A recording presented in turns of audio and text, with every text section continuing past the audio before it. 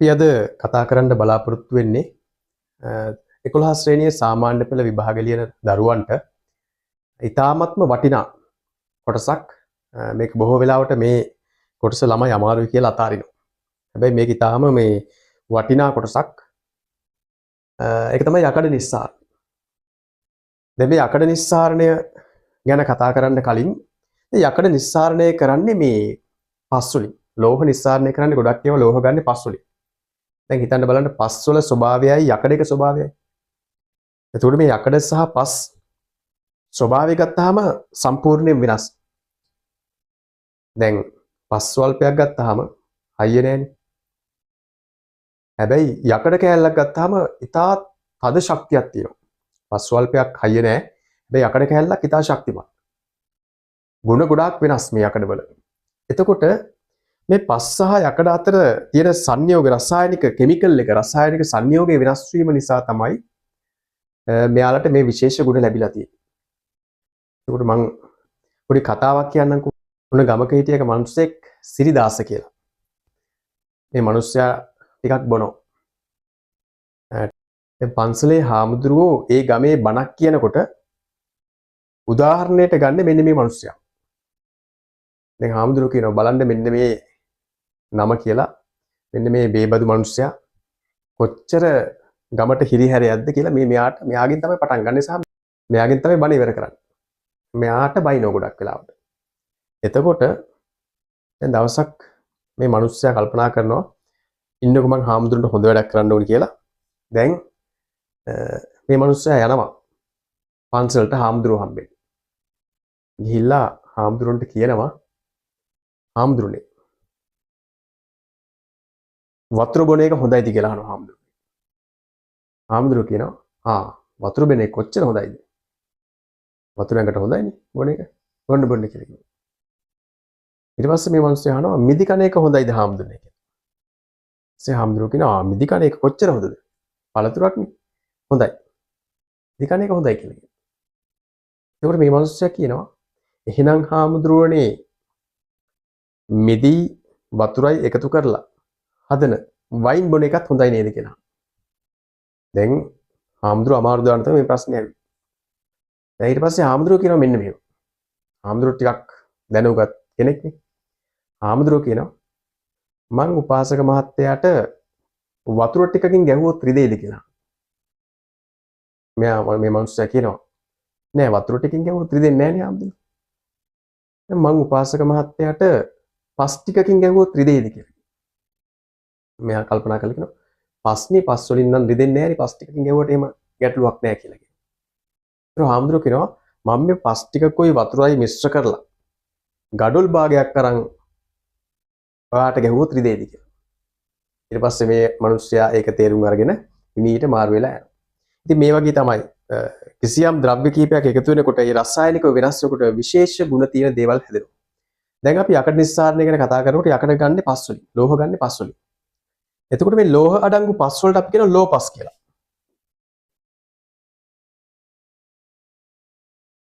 ලෝහ අඩංගු පස් වලට අපි කියනවා ලෝපස් කියලා. ලෝහ අඩංගු පස්. යකඩ අඩංගු පස් වලට අපි කියනවා යපස් කියලා.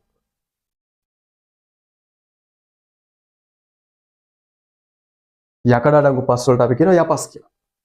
දැන් මේ යපස් වලින් තමයි අපි යකඩ නිස්සාරණය කරන්නේ. මේ යපස් වල තියෙන සංයෝගයක් හීමටයිට් කියලා. Fe2O3 කියන සංයෝගය තියෙනවා. මෙන්න මේකේ තියෙන මේ ඔක්සිජන් අයින් කළ මේ යකඩ ටික තමයි අපි ගන්න ඕනේ. මේ යකඩ ටික තමයි ගන්න ඕනේ. එතකොට දැන් අපි බලමු කොහොමද මේ යකඩ වෙන් කරගන්නේ කියලා. ඒත් අපි ඉස්සලම මේ ලෝහ නිස්සාරණයේදී අපි ගන්න ඕනේ සක්‍රියතා ශ්‍රේණිය. දැන් මේ සක්‍රියතා ශ්‍රේණියෙන් තමයි අපිට මේ ලෝහයක් නිස්සාරණය කරන්න වඩාත්ම හොඳ ක්‍රමය මොකක්ද කියලා ගන්න. දැන් අපි සක්‍රියතා ශ්‍රේණිය පොඩ්ඩක් බලමු. හරි. දැන් මේ තියෙන්නේ සක්‍රියතා ශ්‍රේණිය. දැන් බලන්න. මේ සක්‍රියතා ශ්‍රේණිය හරිනම් මේක පල්ලෙහාට ලියන්න ඕනි. මම පැහැදිලිව පේන්න මෙහෙම තේලි කීපයකට ලිව්වා. සක්‍රියතා ශ්‍රේණියක් පහළට තමයි තියෙන්නේ. එක පෙළට පහළට තියෙනවා. දැන් සක්‍රියතා ශ්‍රේණිය මේක මතක තියාගන්න ඕනේ. potassium, sodium, calcium, magnesium, aluminium, zinc, යකඩ tin, lead, hydrogen, copper, mercury, silver, platinum, gold. නේ මේක තමයි අපිට සාමාන්‍ය පෙළදී හමු වෙන සක්‍රියතා ශ්‍රේණිය. එතකොට මේ සක්‍රියතා ශ්‍රේණිය මේක මේ උඩින්ම ඉන්න කට්ටිය සක්‍රියතාවයෙන් ඉතාම වැඩි. පහළට එන්න සක්‍රියතාවය අඩු වෙනවා. අඩුම සක්‍රියතාවයක් තියෙන මේ gold රත්තරන්. එතකොට මේ උඩින්ම ඉන්න කට්ටිය නිස්සාරණය කරන්න අපි ක්‍රමයක් ගන්නවා විද්‍යුත් විච්ඡේදනය කියලා අපි කියනවා. මේ ඉහළින්ම ඉන්න කට්ටිය නිස්සාරණය කරන්න විද්‍යුත් විච්ඡේදන ක්‍රමය භාවිතා කරනවා. මේ මැද හරිය කට්ටිය නිස්සාරණය කරන්න අපි ගන්නවා ඔක්සිහරණ ක්‍රමය.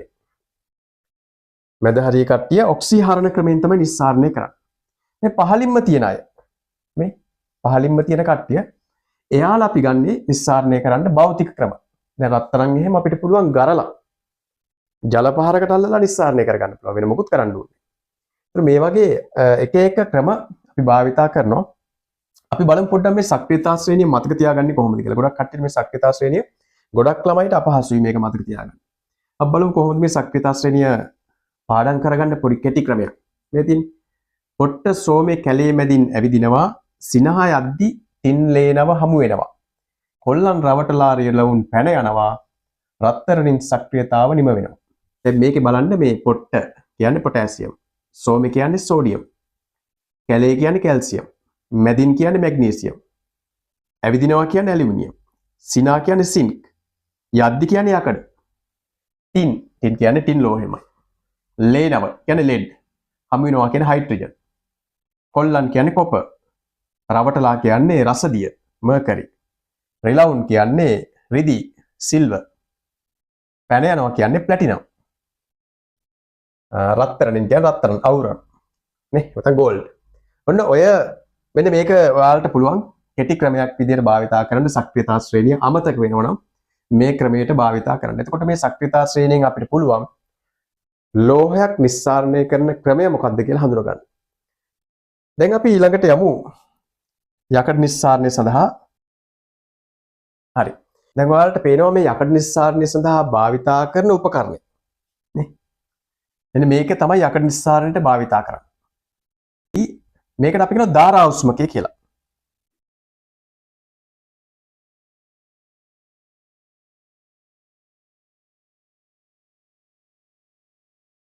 ධාරා උෂ්මකය කියලා කියනවා. හරිද? එතකොට මේ ධාරා උෂ්මකයෙන් තමයි යකඩ නිස්සාරණය කරන්නේ. එතකොට මේ ධාරා උෂ්මකයට මේක හදලා තියෙන්නේ ගඩොල් වලින් හදලා මේ ගිනි ගල් තමයි මේ ඇතුළට අල්ලලා තියෙන්නේ. මේකේ උෂ්ණත්වය ඉතා අධිකයි. මේකේ සාමාන්‍ය උෂ්ණත්වය සෙල්සියස් අංශක 17 1900ත් අතර වෙනවා. මේ වගේ අධික උෂ්ණත්වයක් තියෙනවා. මේක ගෑස් වලින් රත් කරන අවස්ථා තියෙනවා. නැත්නම් විදුලියෙන් මේක රත් කරන අවස්ථාවක් තියෙනවා. මෙන්න මේ වගේ ඉතා අධික උෂ්ණත්වයක් මේකේ තියෙනවා. එතකොට මේ යකඩ නිස්සාරණයේදී ගන්නවා ප්‍රධාන අමුද්‍රව්‍ය තුනක්. ඒ අමුද්‍රව්‍ය තමයි මුලින්ම calcium carbonate CaCO3 calcium carbonate හුණු ගල් කියලා අපි කියනවා. හුණු ගල්. ඊට පස්සේ කෝක් කාබන්.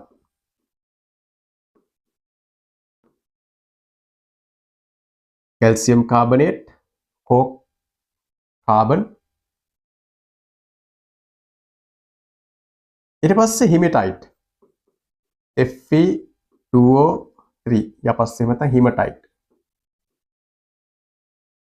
මෙන්න මේ අමුද්‍රව්‍ය තුන තමයි යකඩ නිස්සාරණයේදී භාවිතා කරන්නේ. දැන් මේ අමුද්‍රව්‍ය තුන හොඳට ඔක්කොම මිශ්‍ර කරලා කොටලා අඹරලා මෙන්න මේ උඩින් දානවා. මෙතනින් තමයි මේ අමුද්‍රව්‍ය තුන ඇතුළු කරන්නේ. මෙතන යපස්, කෝක් සහ උණුගල්.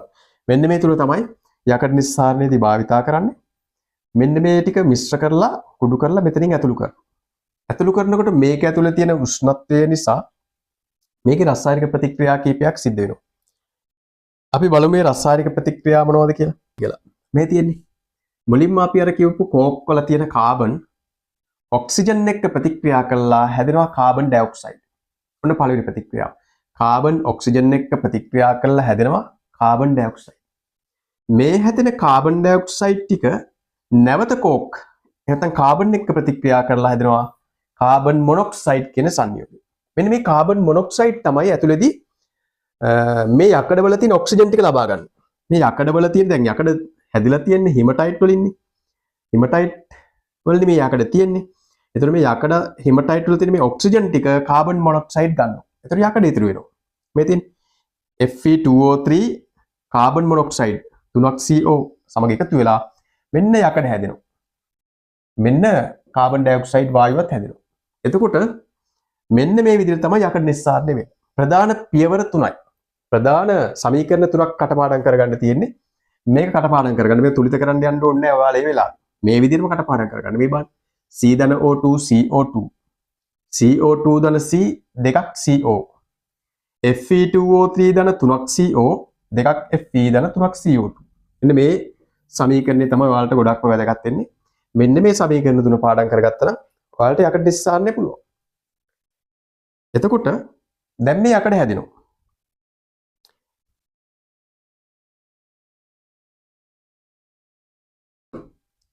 එතකොට මේ ධාරා උෂ්මකය තුල අර රසායනික ප්‍රතික්‍රියා තුන සිද්ධ වෙලා මෙන්න මේ යකඩ හැදෙනවා. දැන් මේ ද්‍රව යකඩ මේව බර වැඩිනේ. මේ ද්‍රව යකඩ මෙන්න මෙතන තැම්පත් වෙනවා. යටම කොටස වෙනවා ද්‍රව යකඩ. දැන් මෙන්න මෙතන ද්‍රව යකඩ තියෙනවා. හරි. ඒවා අපිට පුළුවන් නලයක් මගින් ද්‍රවනි ද්‍රව තත්ත්වයවනි නලයක් මගින් ඇදලා ගන්න පුළුවන්. දැන් තව මේකේ ක්‍රියාවක් සිදු වෙනවා. හැබැයි මේ ද්‍රව යකඩ සහ තවත් මේකේ තියෙන අර අමුද්‍රව්‍ය අපද්‍රව්‍ය සමග මිශ්‍ර වෙන්න පුළුවන් මේ ද්‍රව යකඩ. ඒක වළක්වන්න මේකේ තව ලස්සන රසායනික ප්‍රතික්‍රියා දෙකක් සිද්ධ වෙනවා. දැන් බලන්න මේකේ අර ලස්සනට මේ රසායනික ප්‍රතික්‍රියා දෙකක් සිද්ධ වෙනවා මේ මෙන්න මේකයි සිද්ධ වෙන්නේ. දැන් අපි දැම්මනේ හුණුගල් අර අමුද්‍රව්‍යයක් විදියට දැන් යකඩ නිස්සාරණයේදී අමුද්‍රව්‍ය තුනක් දැම්මා.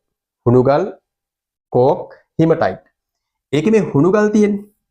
මෙන්න මේ හුණුගල් මේක ඇතුලේ අධික උෂ්ණත්වය නිසා හුණුගල් මොකද වෙන්නේ? මෙන්න මේ විදිහට වියෝජනය වෙනවා. කැල්සියම් ඔක්සයිඩ් සහ කාබන් ඩයොක්සයිඩ් බවට පත් වෙනවා. අර හුණුගල් කැල්සියම් ඔක්සයිඩ් සහ කාබන් ඩයොක්සයිඩ් බවට පත් වෙනවා.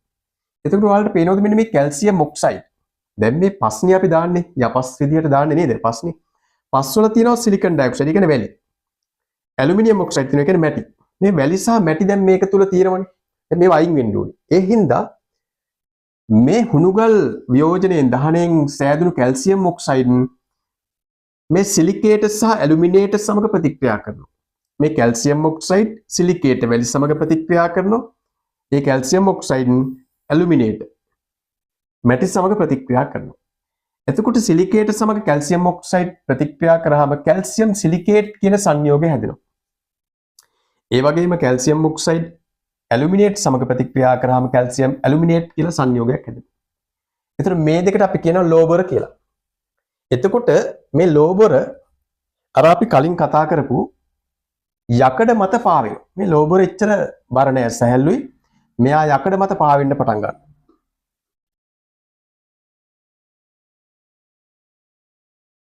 මේ හැදෙන ලෝබර මෙන්න මේ යකඩ මත පාවෙනවා.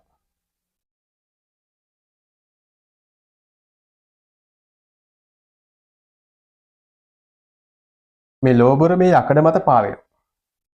එතකොට මේ උඩ තියෙන සංයෝගات එක්ක උඩ තියෙන අපද්‍රව්‍යات එක්ක යකඩ මිශ්‍ර වීම වැළකිනවා මේ ලෝබර නිසා. මේ ලෝබර ටිකත් අපිට මෙතනින් වෙන් කරලා ගන්න පුළුවන්. ඒතර ඔන්න ඔය විදිහට යකඩ පහසුවෙන් නිස්සාරණය කරගන්න මෙන්න මේ ක්‍රමයේ භාවිතා කරනවා. මේක ඔක්සිහරණ ක්‍රමයක්. අර හිමටයිට් වල තියෙන Fe2O3 වල තියෙන ඔක්සිජන් ටික ඉවත් කරලා තමයි මේ යකඩ නිස්සාරණය කරන්නේ. ඒතර මෙතෙන්දී විශේෂයෙන් මතක තියාගන්න ඕනේ යකඩ නිස්සාරණය සඳහා අමුද්‍රව්‍ය තුනක් භාවිතා කරනවා. යපස් හිමටයිට්, කෝක් කාබන්, හුණුගල් කියන්නේ කැල්සියම් කාබනේට්. එතකොට ඒවා අපි මිශ්‍ර කරලා අඟුරු විදියට මේ කුඩු කරලා මිශ්‍ර කරලා මේ ඉහළින් අමුද්‍රව්‍ය ඇතුළු කරනවා.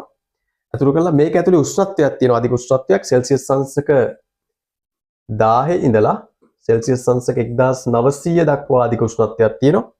ඒ අධික උෂ්ණත්වයත් සමග මේකේ රසායනික ප්‍රතික්‍රියා කීපයක් සිද්ධ වෙනවා.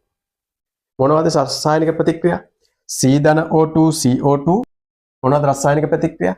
C ධන O2 CO2 CO2 ධන C දෙකක් CO Fe2O3 ධන 3ක් CO දෙකක් Fe ධන 3ක් CO2 මෙන්න යකඩ නිස්සාරණයේ රසායනික ප්‍රතික්‍රියා තුන. මේක කටපාඩම් කරගන්න. ඊට පස්සේ ඒකෙන් හැදෙනවා ලෝබර හැදෙන විදිය. මේ තියෙන්නේ කැල්සියම් කාබනේට් දහනය වුණාම කැල්සියම් ඔක්සයිඩ් සහ කාබන් ඩයොක්සයිඩ් හැදෙනවා. මේ වැලිවල තියෙන සිලිකේට් සමග කැල්සියම් ඔක්සයිඩ් ප්‍රතික්‍රියා කරලා කැල්සියම් සිලිකේට් හැදෙනවා. මැටිවල තියෙන ඇලුමිනේට් සමග කැල්සියම් ඔක්සයිඩ් ප්‍රතික්‍රියා කරලා කැල්සියම් ඇලුමිනේට් හැදෙනවා. මේ දෙක එකතුවට අපි කියනවා ලෝබර කියලා. එතකොට මේ ලෝබර අර යකඩ මත පාවෙනවා. එතකොට අපිට යකඩ ටික ද්‍රව යකඩ ටික පහලින් වෙන් කරලා ගන්න පුළුවන්. ලෝබර ටික අපිට ඉහලින් ගන්න පුළුවන්. එතකොට මේ විදිහට තමයි යකඩ නිස්සාරණය සිද්ධ වෙන්නේ. මම හිතන්නේ යකඩ නිස්සාරණය පැහැදිලි වෙන්න ඇති.